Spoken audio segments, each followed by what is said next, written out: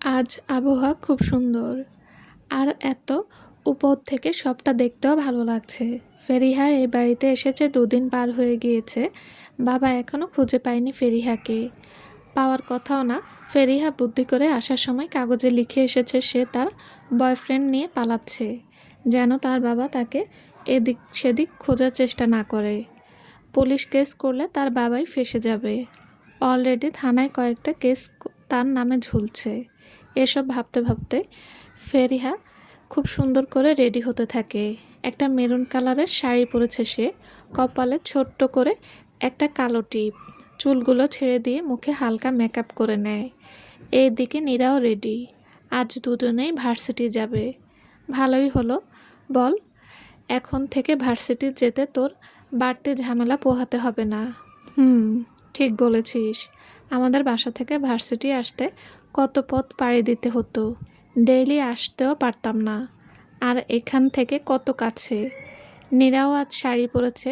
এত তাড়াতাড়ি ভার্সিটিতে যাওয়ার ইচ্ছা তাদের হতো না, তবে আজ ভার্সিটিতে একটা বড় অনুষ্ঠান হবে।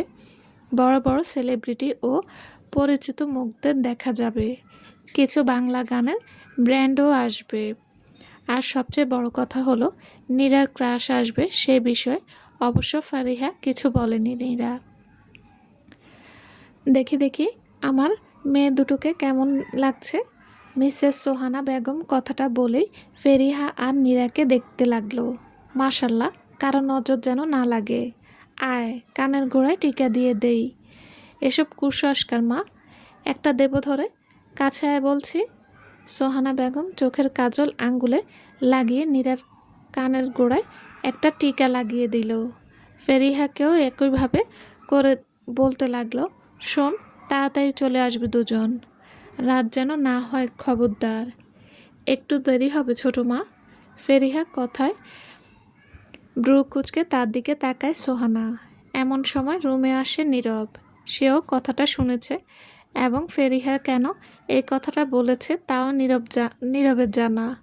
নীরব মায়ের দিকে তাকিয়ে বলতে লাগলো, শুনলাম তোমার এক মেয়ে নাকি পার্ট টাইম জব করবে। সোহানা বেগম বেশ অবাক হয়। তার স্বামী বিদেশ থাকে, ছেলে ইঞ্জিনিয়ার, টাকা পয়সা তো তাদের কোনো কমতি নেই যে একজন বাড়তি সদস্যের খরচ তারা নিতে পারবে না। ফেরিহা অগ্নি দৃষ্টিতে নীরার দিকে তাকায়। নীরা জিহ্বায় দাঁত বসিয়ে অন্যদিকে ঘুরে আছে। এটা ওর কাজ, ওর মুখে একটা কথাও আটকায় না। রাতে মুখ ফসকে নীরাকে সব বলে দিয়েছে। ফেরিহা পরিস্থিতি খারাপ দেখে নিজেই সবটা সামলে বলতে শুরু করে, ছোট মা, ভার্সিটি পাশে একটা রেস্টুরেন্ট আছে, আমি ওইখানে ফুড ডেলিভারি গার্ল হিসেবে চাকরি নিতে চাই। আগেই একবার ফোনে কথা হয়েছিল। আজ আসার সময় আবার দেখা করব ভাবছি। কিন্তু কেন? তোর কাজ করতে হবে কেন? তুই কি পর? না ছোটো মা, সেভাবে বলতে চাইনি। প্লিজ তুমি বারণ করো না। আমি পড়াশোনার পাশাপাশি নিজের পায়ে দাঁড়াতে চাই। এখন কি অন্যের পায়ে দাঁড়িয়ে আছিস নাকি নাকি বল তো মা। নীরব কথাটা বলে ফেরিহার কাছে যায়, হাঁটু গেড়ে বসে 2 পায়ের দিকে তাকিয়ে বলে, 1 2। এই তো মা, পেয়ে গেছি।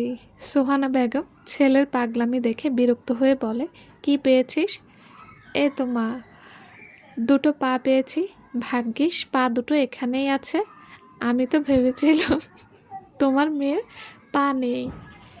নীরা ঠোঁট টিপে হাসি আটকানোর চেষ্টা করে। ফারিহা মুখ করে বলে ওঠে, ছোট মা, প্লিজ আমাকে বারণ করো না। সোনা বেগম কিছুক্ষণ চুপ করে থেকে বলে, যা ইচ্ছে কর। অতঃপর রুম থেকে বেরিয়ে যায়। এমন কিছু মেয়েটা করবে তা যেন সে টের পেয়েছিল। তার বোনের মেয়ে কথা, ঠিক মায়ের মতো আত্মসম্মান। মেয়ে কি আর আলাদা হবে? ফেরিহা আর কি করবে বুঝতে না পেরে নীরার হাত টেনে রুম থেকে বেরিয়ে যায়। এমনিতেও দেরি হয়ে যাচ্ছে। নীরব এক দৃষ্টিতে ওদের যাওয়া দেখতে থাকে। ফেরিহাকে আজ একটু বেশি সুন্দর লাগছে। সিঁড়ি বেয়ে নিচে নামছে ফারদিন। একটা হোয়াইট শার্ট ও হোয়াইট প্যান্ট পরা, সাদা শার্টের ওপর নীল রঙের ব্লেজার। বেশ ড্যাশিং লাগছে। মাথার চুলগুলোতে হাত বুলাতে বুলাতে নিচে নামতেই বাবা ফায়াজ আহমেদের সামনে পড়ে। মুখে বিরক্তি এনে পাশ কাটিয়ে যেতে নিতেই ফায়াজ বলে ওঠে, দাঁড়াও। ফারদিন থেমে যায়, যদিও তার ইচ্ছা নেই ভার্সিটির প্রধান অতিথি হিসেবে সেখানে আজ উপস্থিত থাকতে হবে। কতগুলো মানুষদের ন্যাকামি সহ্য করতে হবে এসব ভাবতেই তার এখন বিরক্ত লাগছে। মানুষের ভাব তার একদম ভালো লাগে না। ফায়াজ আহমেদ ছেলের সামনে এসে দাঁড়ায়, পা থেকে মাথা অবধি দেখে একবার। ছেলেটা দেখতে দেখতে কত বড় হয়ে গেল, তাই না? উপরের মানুষ হলেও ভেতরটা ভ্যাম্পায়ারই রয়ে গেল। সাবধানে যেও, কোনো উল্টাপাল্টা কিছু করো না। সেটা আপনি না বললেও হতো। আমি নিজে থেকে কারো ক্ষতি করতে যাই না, যদি না কেউ আমার কোনো অন্যায় কাজ করে। মানুষের বাচ্চাগুলো এমনিতেও অমানুষ টাইপ কাজ বেশি করে। গতবারের মতো কিছু করবে না। ফারদিন তার ছেলের হাসি হেসে বলে, ডোন্ট ওয়ারি ড্যাড, এমন কাজ আমি আরও 1000 বার করব। কেউ আমার সামনে অন্যায় কাজ করলে শক্তির যোগান না করার প্রশ্নই আসে না। সেই ছেলেটা একটা মেয়েকে মলেস্ট করার চেষ্টা করেছিল, তাই আমি একদম পিটিয়ে শায়েস্তা করে দিয়েছিলাম। এমন কিছু সামনে হতে দেখলে আবার করব। দেশে আইন বলে কিছু আছে, সেটা মানুষদের জন্য, আমাদের মতো জীবদের জন্য না। না জানি তুমি এই মানুষের মাঝে কি পেয়েছো, তোমার মাকে। কথাটা বলে ফায়াজ আহমেদ ফারদিনের সামনে থেকে সরে যায়।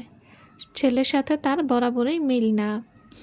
অন্য রুমে যেতে যেতে আরেকবার বলে ওঠে, আমি চাইলেই রাজা হয়ে রাজ্যে ফিরে যেতে পারি, তবে মানুষদের মাঝে থেকেই আমি শান্তি পাই।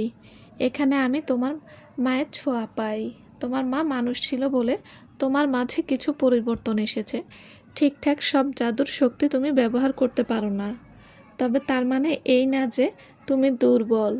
তোমার উচিত তোমার মাকে ভালোবাসার চেষ্টা করা। ফারদিন হো হো করে হেসে ওঠে।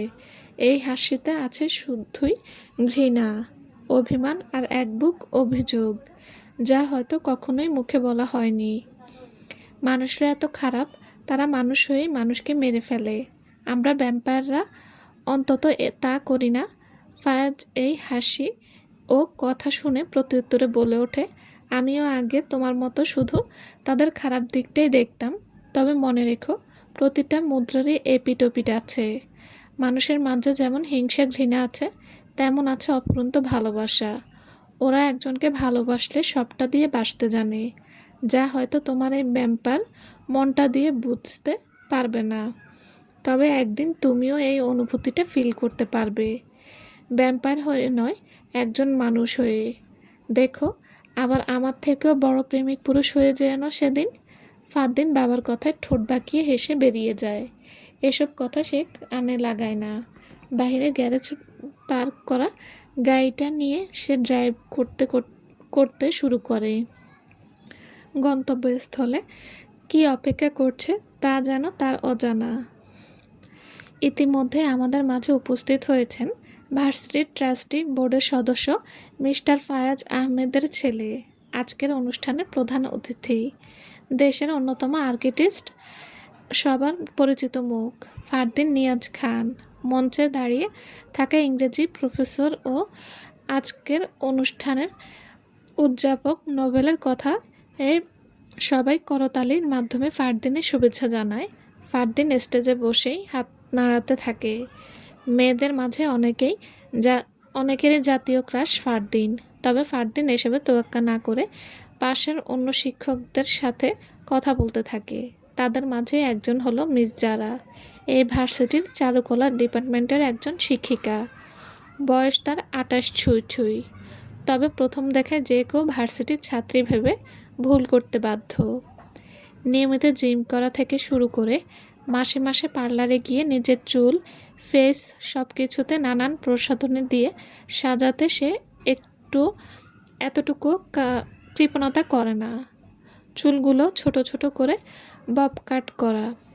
তবে সমস্যা হলো, মেয়েটা একটু নাস্তিক টাইপের, সৃষ্টিকর্তা তেমন একটা বিশ্বাস করে না, তাই বেশ আধুনিক চিন্তাধারা নিয়েই সে চলে। এজন্য যারাকে ভার্সিটির বাকি কিছু শিক্ষক থেকে অনেক ছাত্ররাও অপছন্দ করে। এসবে অবশ্য সে তোয়াক্কা করে না। এখনও বিয়ের প্রস্তাব যারার কম আসে না। তবে তার স্বপ্নের পুরুষ হলো ফারদিন। বয়সে সে হয়তো ফারদিনের সমবয়সী বা 2-1 বছরও ছোট হবে, তবে নিজের স্লিম বডির জন্য সে বয়স লুকাতে সফল। একদিকে অনুষ্ঠান যথারীতি চলতে থাকে, মেয়েদের নাচ, পরিবেশন, বক্তব্য সব কিছু। ফারদিন সেসবে তেমন মনোযোগ না দিয়ে ফোনে স্ক্রল করতে থাকে। এমন সময় হাতে একটা ফুলের তোড়া নিয়ে যারা ফারদিনের কাছে এসে বলে, ওয়েলকাম মিস্টার ফারদিন, এটা আমাদের ভার্সিটির ছাত্রপক্ষ থেকে। কথাটা বলেই যারা শায়ের আঁচলটা একটু কাঁধে টেনে ফারদিনের সামনে তোড়াটা এগিয়ে দেয়। অমনি ফারদিন লাফ দিয়ে চেয়ার থেকে উঠে একপাশে দাঁড়িয়ে অনবরত হাঁচি দিতে থাকে। অন্য শিক্ষকেরাও সবাই ফারদিনের দিকে তাকিয়ে থাকে। একজন সিনিয়র স্যার তাড়াতাড়ি ফারদিনের কাছে এসে বলে, সরি মিস্টার ফারদিন, যারা ম্যাম হয়তো ভুলে গিয়েছিল আপনার ফুলে অ্যালার্জি আছে। যারা কথাটা শুনে অসহায়ের মতো ফারদিনের দিকে তাকিয়ে ফুলের তোড়া ফেলে দেয়। দূর, সব উল্টো হয়ে গেল। এমনটা ভেবে যারা তাড়াতাড়ি ফারদিনের কাছে গিয়ে বলে, I am so sorry sir, চলুন আমি আপনাকে ওয়াশরুম অবধি নিয়ে যাই। না না, দরকার নেই, আমি যেতে পারবো। ফারদিনের কাশতে কাশতে আর হাঁচি দিতে দিতে অবস্থা বেশ বাজে। সে একা যেতে নিতেই যারা এসে একপাশে তার হাতটা পেছন থেকে টেনে ধরে বলে, আমি নিয়ে যাচ্ছি। ফারদিন একজন ভ্যাম্পায়ার, অসীম শক্তির অধিকারী। সে মানুষের হাত স্পর্শ করেই তাদের মনের কথা পড়তে পারে। সে যারার মতলবটা খুব ভালো করে বুঝে যায়। এসব নতুন না, তবে এই প্রথম কোনো মেয়ে এতটা সীমা পেরিয়ে সাহস দেখিয়েছে। তার হাত স্পর্শ করেছে। ফারদিন শান্ত চোখে পেছন ফিরে যারার দিকে তাকায়। এমন রাগী ও শান্ত চাহনি দেখে যারা হাতটা তাড়াতাড়ি ছেড়ে দেয়। ফারদিন বলে, go to the hell. Next time limit cross করার আগে 1000 বার ভাববেন। মিস যারার আত্মা যেন ভয়ে কেঁপে ওঠে। আস্তে আস্তে কথাটা বলল ফারদিন, তবে শুনে মনে হচ্ছে যেন কি না কি করে ফেলবে। ফারদিন আর দেরি না করে স্টেজ ছেড়ে ভার্সিটির নিচতলা থেকে সেই বয়ে উপরে উঠতে থাকে। ওয়াশরুম তো একটা বাহানা।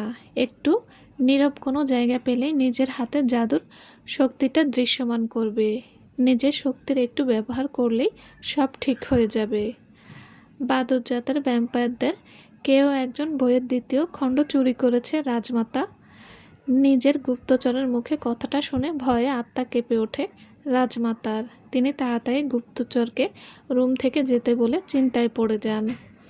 আর ভাবতে থাকেন ভ্যাম্পায়ার রাজ্যের সেই ঐতিহাসিক কথা। সেই সময় থেকে পবিত্র বইটির 2টি খণ্ড সংরক্ষণ করে আসছে রাজপরিবার। আজ থেকে প্রায় 1000 বছর আগের কথা। ভ্যাম্পায়ার রাজ্যে শুধু ভয়ানক ও অন্যায় অবিচার দিয়ে ভরে গিয়েছে।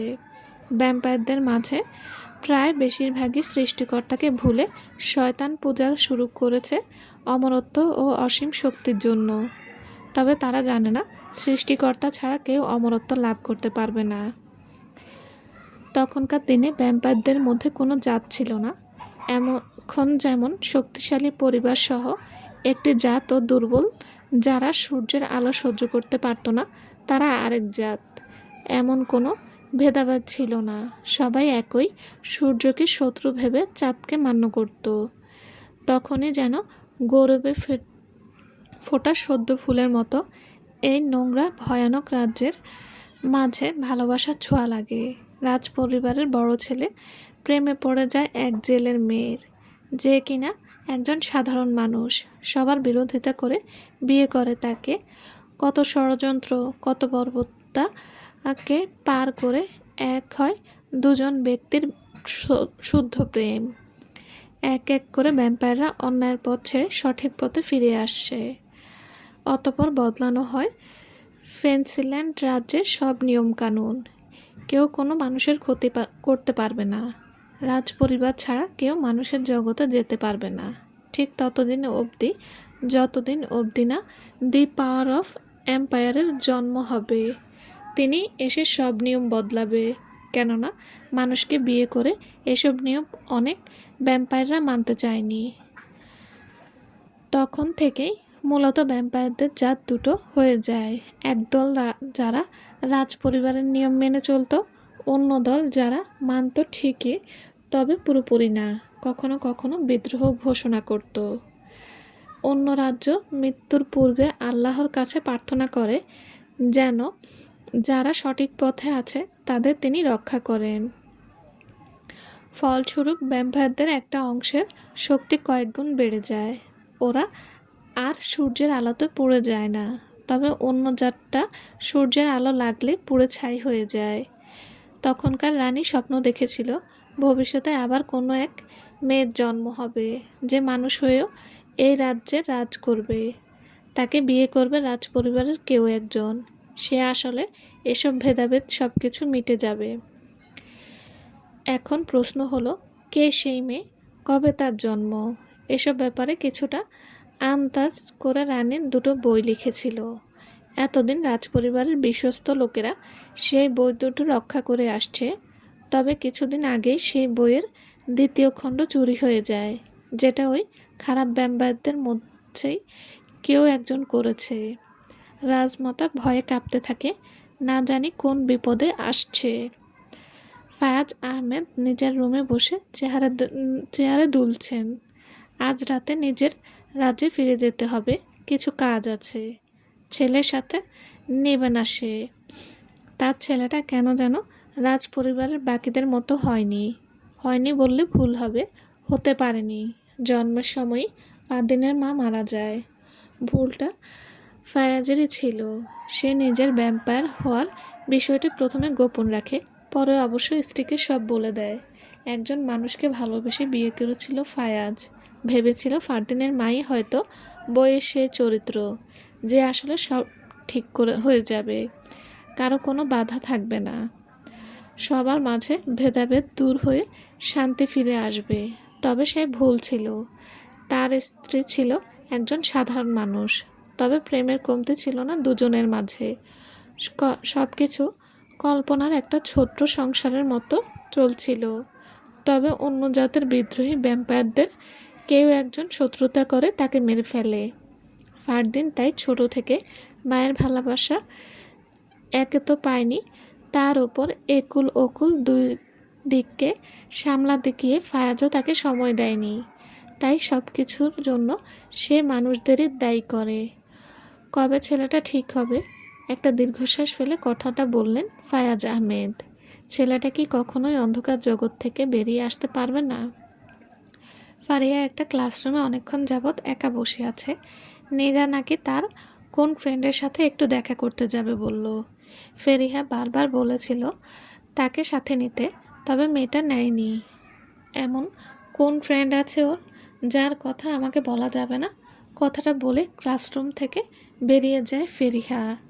সবাই কি সুন্দর কনসার্ট দেখছে, আর ও একা এখানে বসে আছে। এসব ভাবতে ভাবতে আনমনা হয়ে নিচে সেই বেয়ে নামতে গিয়ে হঠাৎ কারো সাথে ধাক্কা খায়। আউচ! মাথায় হাত দিয়ে ডলতে থাকে ফারিহা। সামনে দাঁড়িয়ে থাকা ফারদিন ব্রু কুচকে ফেরিহার দিকে তাকায়। দ্রুত উপরে উঠতে গিয়ে খেয়াল করেনি, তাই ধাক্কা লেগে গিয়েছে। দোষটা ফারদিনেরই বলা যায়। ফারদিন ভদ্রতার খাতিরে সরি বলার আগেই ফারিহা চেঁচিয়ে বলে ওঠে, এই আপনাদের মতো ছেলেদের জন্যই কোথাও গিয়ে শান্তি নেই। যে দেখেছেন একা একটা মেয়ে সেই বেয়ে নামছে, অমনি ইচ্ছা করে ধাক্কাটা দিলেন। আর বুকে কি পাথর বেঁধে রেখেছেন? এত শক্ত কেন? আজব তো, কেমন মানুষ আপনি? ফারদিন অবাক হয়। সে মেয়ে মানুষ দেখে গায়ে পড়েছে, এমনটা বুঝলো মেয়েটা। খুব এগোতে আঘাত পেল ফারদিন। সবাইকে ইগনোর করে চলে সে, অথচ এই মেয়েটা 2 মিনিটে তাকে কথা শুনিয়ে দিল। এদিকে ফারিহা নিজের কথা শেষ করে পাশ কাটিয়ে হনহন করে নিচে যেতে লাগলো। পুরো মুডটা নষ্ট হয়ে গিয়েছে তার। একদিকে ওই নীরু আরেকদিকে এই অদ্ভুত লোকটা, শুধু চেহারা সুন্দর হলেই হয় না, দেখতে তো বেশ বড় পরিবারের ছেলে মনে হচ্ছে, তবে নিয়ত ভালো না। এসব ভেবে নিচে যেতে যেতে ফারিহা আবার ফারদিনের সামনে গিয়ে পড়ে। বেশ অবাক হয়ে বড় বড় চোখ নিয়ে তাকিয়ে থাকে আর বলে ওঠে, কি হলো এটা? আপনি না আমার পিছনে ছিলেন, ভূতের মতো সামনে এসে পড়লেন কি করে? ফারদিন ঠোঁট বাঁকিয়ে একটা ডেভিল স্মাইল দেয়। ফারিহার পাশ দিয়েই ফারদিন এসেছে, তবে ভ্যাম্পায়ারদের গতি এতটাই বেশি যে এক স্থান থেকে অন্য স্থানে গেলে খালি চোখে দেখাও যায় না। ফারিহা বেশ ভড়কে গিয়ে তাড়াতাড়ি যেতে নিলেই ফারদিন পেছন থেকে একটা হাত ধরে ফেলে। হঠাৎ হ্যাচকা টান দিয়ে দেওয়ালের সাথে লাগিয়ে ফেলে। দুপাশে দু হাত দিয়ে কিছুটা নিচু হয়ে মুখটা ঠিক ফারিহার মুখের সামনে এসে বলে, জিজ্ঞেস করেছিলে না আমি কেমন মানুষ, উত্তরটা নিয়ে যাও। আমি এমন মানুষ যার সম্পর্কে তোমার মতো সাধারণ মানুষদের কোনো আইডিয়াও নেই, আর এইসব তুচ্ছ মানুষদের প্রতি প্রিন্সেসের কোনো ইন্টারেস্ট নেই। I am the king of man who you can't handle. কথাটা বলে ফারিহাকে রেখে ফারদিন চলে গেল। এদিকে এতটুকু সময় যেন দম আটকে রেখেছিল মেয়েটা। জোরে জোরে শ্বাস নিয়ে নিজেকে শান্ত করে একা একা বলতে থাকে, এইসব অ্যাটেনশন পাওয়ার ধান্দা, আর কিছু না। এমন ভাব নিয়ে কথা বলছিল যেন মানুষ না, এমনি এলিয়েন, খচ্চর এলিয়েন একটা। নেক্সট টাইম এই ব্যাটার সাথে দেখা হলে খচ্চর এলিয়েন বলে ডাকবো। ফারিহা হন হন নিয়ে নিচে চলে যায়। এদিকে একটা ফাঁকা ক্লাসরুমে চলে আসে ফারদিন। দরজাটা একটু চাপিয়ে হাতটা মুষ্টিবদ্ধ করে দাঁড়িয়ে নিজের শক্তি অনুভব করতে থাকে। হঠাৎ তার চোখ দুটো মনে নীলবর্ণ ধারণ করে। মাটির দুপাশে দিয়ে দুটো মাড়ির দুপাশ দিয়ে বড় বড় দাঁত বেরিয়ে আসে। এই দাঁত দিয়েই ভ্যাম্পায়াররা শিকার করে রক্ত চুষে নেয়। নিজেকে ঠিক করতে করতে ভাবতে থাকে নিচের মেয়েটার কথা। নামটা ফারদিন জানে না, তবে এই মেয়েটাকে কোথায় যেন দেখেছিল। একটু ভাবতেই মনে পড়ল সেদিন জঙ্গল থেকে একেই বাঁচিয়েছে সে। তবে কিছুটা অদ্ভুত লাগে ফারদিনের কাছে, এই নিয়ে দুবার স্পর্শ করেছে মেয়েটাকে, অথচ একবারও তার মনের ভেতর কী চলছে সে নিয়ে কোনো কিছু ফারদিনের মাথায় আসেনি। এটা কি করে হতে পারে? ও তো শুধু একটা মানুষ। ফারদিন কিছুটা চিন্তিত হয়ে যায়, পরে সব মাথা থেকে ঝেড়ে ফেলে আর বলে ওঠে, হু কেয়ার্স, মেবি আমি ঠিকঠাক হাতটা স্পর্শ করতে পারিনি। জঙ্গলের এক প্রান্তে কালো কোট ও বড় কালো টুপি পরিধান করে দাঁড়িয়ে আছে এক যুবতী মেয়ে। বয়সটা ঠিক আঁচ করা যাচ্ছে না, তবে টুপির ফাঁকা দিয়ে যতটুকু চেহারা দেখা যাচ্ছে বোঝা যাচ্ছে মেয়েটা অপূর্ব সৌন্দর্যের অধিকারী। ঠোঁট দুটো টকটকে লাল, চোখের বড় বড় পাপড়ি দেখে যে কেউ তার চোখের মায়ায় বশ হয়ে যেতে পারে। মেয়েটির নাম অ্যানি, একজন মেয়ে ভ্যাম্পায়ার, তবে বাদুড় জাতের। সূর্যের আলোতে বেশিক্ষণ থাকতে পারে না, এই জন্য এমন কালো কোট আর টুপি গায়ে দিয়ে নিজেকে ঢেকে রেখেছে। এগুলো বাদুড় পোশাক, তাকে সূর্যের আলো থেকে বাঁচাবে। মেয়েটা জঙ্গলের সবচেয়ে উঁচু গাছের নিচে এসে দাঁড়ায়, অতঃপর পেছনের পাখা দুটোতে ভর করে উড়ে গিয়ে একদম চূড়ায় উঠে যায়। অ্যানির চোখ থেকে সোনালি রঙের আলো বের হতে থাকে। জাদুর চোখ দুটো দিয়ে পুরো শহরে একবার চোখ বুলায়। আমি অনুভব করতে পারছি রাজকুমার এই শহরেই আছে। একা একা কথাটা বলে অ্যানি নিচে নেমে আসে। গায়ের কোটটা আরেকটু টেনে নিজেকে সুন্দর করে ঢেকে কোথাও এক জায়গায় চলে যায়।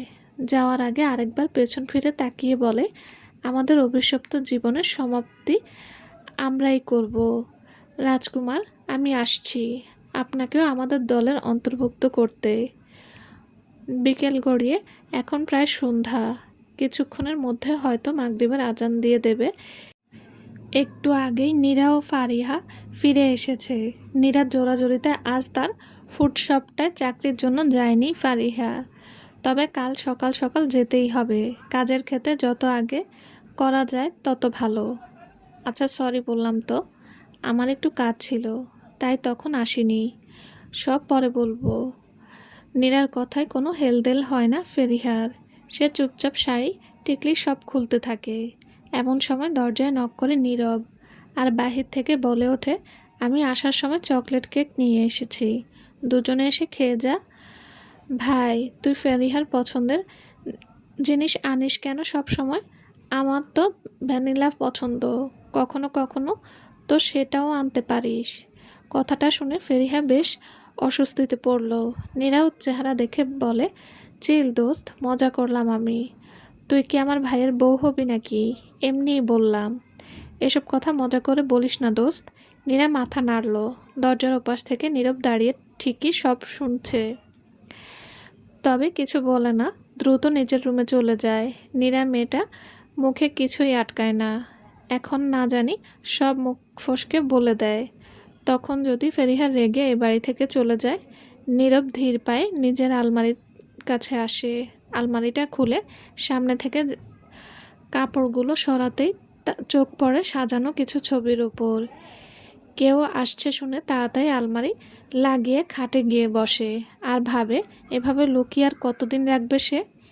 একদিন না একদিন সব কিছু সবার সামনে আসবে, তখন সবটা সামলানো যাবে তো। বারান্দার সামনে থেকে হঠাৎ দুটো পাখি উড়ে যেতে দেখে সে। মনে সুখে গাইতে গাইতে দিন শেষে পাখিগুলো নিজের ঘরে ফিরে যাচ্ছে। নীরব মন খারাপ করে তাকিয়ে থাকে। চলবে। আসসালামু আলাইকুম। গল্পটা কেমন লেগেছে প্লিজ জানাবেন। আর হ্যাঁ, যারা এখন আমার চ্যানেল সাবস্ক্রাইব করেনি তাদের বলছি, প্লিজ চ্যানেলটি সাবস্ক্রাইব করে সাথে থাকবেন। সবাই ভালো থাকবেন। আল্লাহ হাফিজ।